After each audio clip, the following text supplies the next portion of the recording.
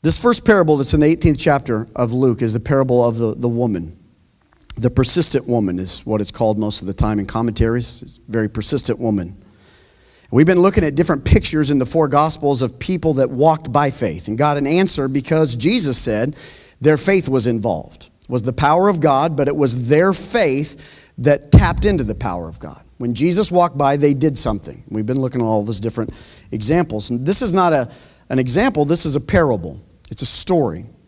It's an illustration using metaphors. And I want you to read it with me today. And I want you to take this home with you this week. Because it tells us about something about faith and how it works. And he spoke a parable unto them, verse 1, to this end. Never want you to forget this. It's to this end. We've touched on this a little bit, so bear with me. This is the meaning of this parable. And he tells us right up front. The whole theme here is this, that men ought always to pray and not to faint.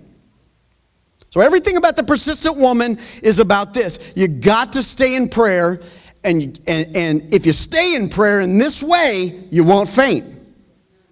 In other words, if you don't listen to the story of this woman, you probably won't stay in prayer, and you'll find yourself fainted on the road somewhere. You'll wake up going, what happened?